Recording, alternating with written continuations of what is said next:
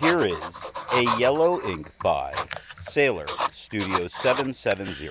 Let's jump straight to the end with my opinion on this ink. The paper I'm using here is a Maruman Mnemosyne Notebook.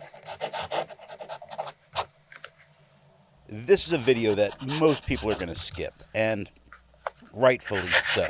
In general,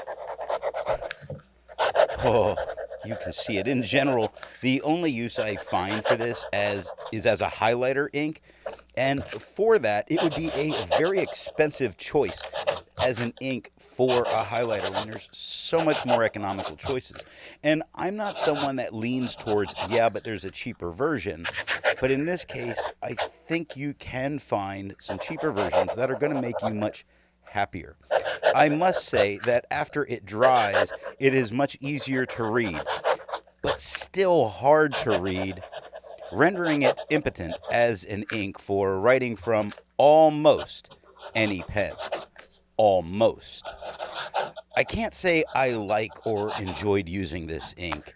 It feels like the color released was done to boost the number of inks in the Sailor Studio line, which is a bit disappointing because you should, if you're putting out these inks, be proud of every single one and have every single one something that people would want a bottle of. And I just don't know that there's many running for this. The pen for today is a Sailor Pro Gear. All of the writing samples are done with a Platinum 3776 with a soft fine nib which writes rather dry, a Hero 7035 with a fine nib that writes wet, a Visconti Van Gogh with a medium nib and an average flow, a Lamy Safari with a broad nib that writes average. Now that we know my opinion on this ink, let's see how I got there, starting with the first writing sample done on Clairfontaine.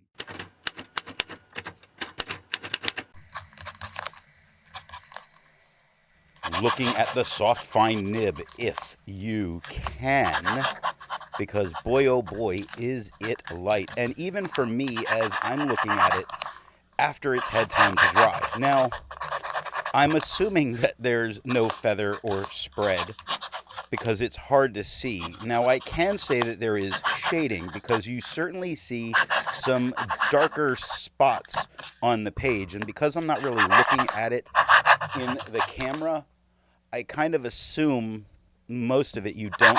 It's bad. Just bad, bad, bad. Don't use it in a dry fine pen. Yeah, we'll go with that.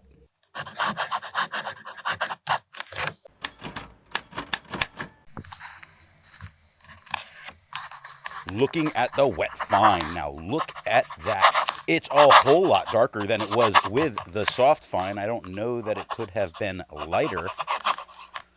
It doesn't feather, doesn't spread. It does shade very well. And thank goodness the tone that's going down is much, much darker. And along with it being much darker, it becomes much more orange. Really kind of like a sunset in what's going on. And especially in the second and third line of writing where you see it going with orange and yellow back and forth quite a bit.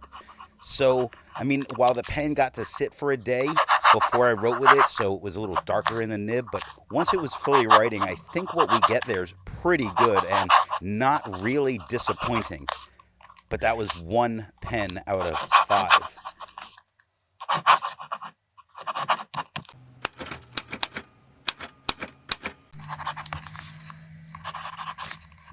Looking at the medium nib, it is a whole lot lighter than it was with the wet fine, a tiny bit darker than it was with the soft fine, still very difficult to read.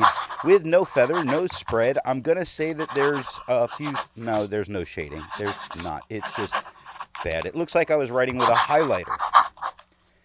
Like a kid writing with a highlighter in class and wondering why you just marked it wrong because you can't read it.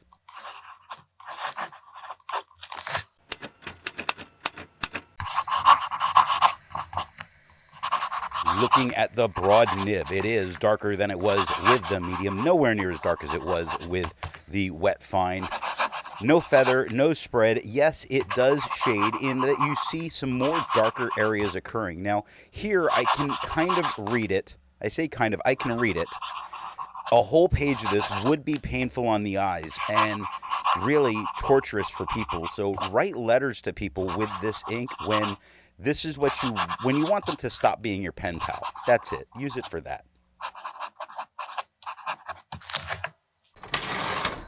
Looking at the back of the page as a huge shock, there's no bleeding and no ghosting. Like most inks, this one comes in a bottle. This is how the Pilot Custom 823 fits. And here is the Pelican M1000. Here's the ink level when you can no longer fill a Lamy Safari. There is approximately 7 milliliters of ink left. There's a lot to learn by doing multiple chromatographies. The one on the left is immediately put into water for 10 to 15 seconds. The one on the right, marked with a D, is let dry for 10 minutes before putting it into water.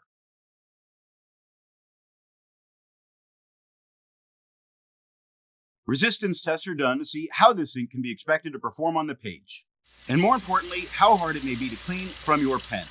The smear is allowed to dry for 3 days before testing it. The highlighter is on the top left, pen flush is on the top right, 1/3 bleach solution is on the bottom left, and water is on the bottom right. With over 1,000 inks reviewed, let's take a look at some color comparables. Here is KWZ El Dorado.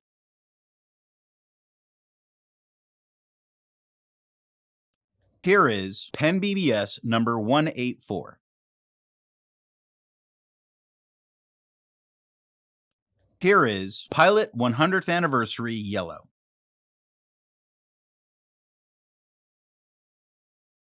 Here is Ackerman Dutch Masters number 3.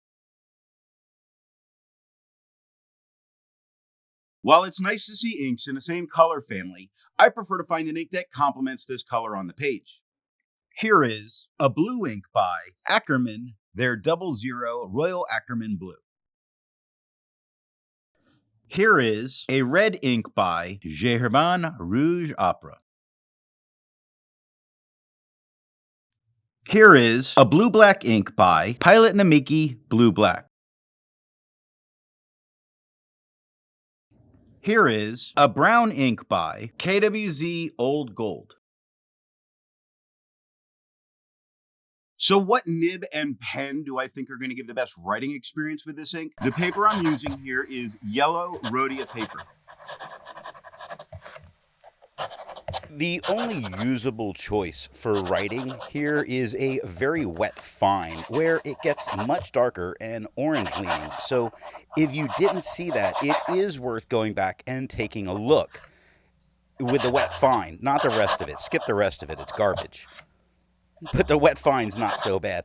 Other than that, the only thing I can see it for is as a highlighter and chalking it up as a loss. I hope you got something out of this video, and thanks for watching.